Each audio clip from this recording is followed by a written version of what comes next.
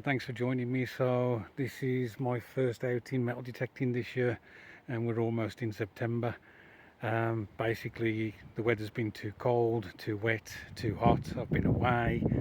I still work full time. I've picked up another hobby, which the time I would spend doing this, I'm actually doing that. But Clive and Kurt, a couple of mates, have been harassing me to get back out on and do some metal detecting. So I've been up and down through the house looking for all my gear. I've managed to find most of it apart from my digging trousers. So I'm just going to have a go on this field that you may recall is the silage field. It was the one that the farmer John he gave me to look over 12 months ago. And so I'm back here and let's see if we can find something. The grass is a bit long, but I've got the small coil, so hopefully we'll be able to get through that no problem. So I'll put the gear on and then we shall hopefully, or I shall hopefully catch up with you on the first hole, or at least the first decent find. Okay guys, so I've just spent 15 minutes digging my first proper hole. The first find that I found a little while back was hot rock. This was at the bottom of it, so that's just a bit of iron, but because of the shape of it, it was giving off a different reading. The thing I've got to learn is going across one way with the detector whilst this is in the ground obviously, and then going across the other way, and that will give you an idea of what it might be, because it will give you an idea of the shape. So yeah, just a bit of iron, I think. Never mind. I had to work out how to ground balance the detector again, and also how to mute the detector when I wanted to use the pinpointer. So I've managed to work out those two items. So let's crack on. Okay, so the second hole I dug, I've managed to find this 4-hole brass button, I think it is. Unfortunately I did clip it, but what I'll do is I'll leave that to dry out and then give it a brush and see if we can find any detail on that.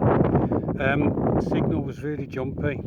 I nearly walked away from it, but it stayed around about the 30s up to the 60s, so I decided to give it a go. I was slightly off pinpointing it, and as I say, I did scrape it a bit, but not too bad.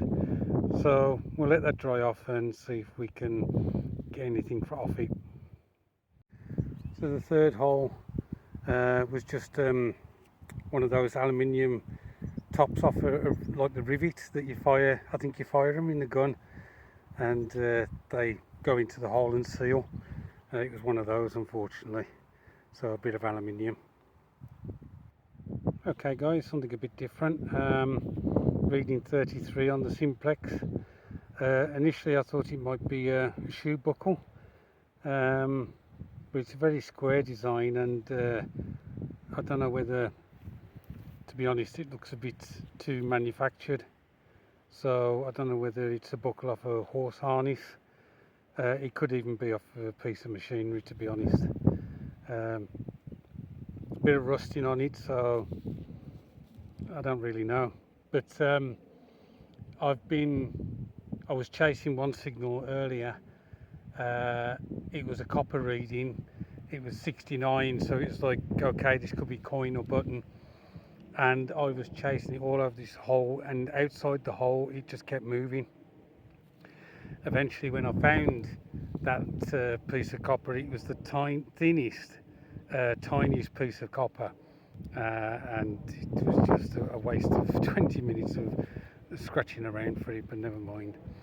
So if any of you guys know what this might be off, obviously it's broken there, then let me know.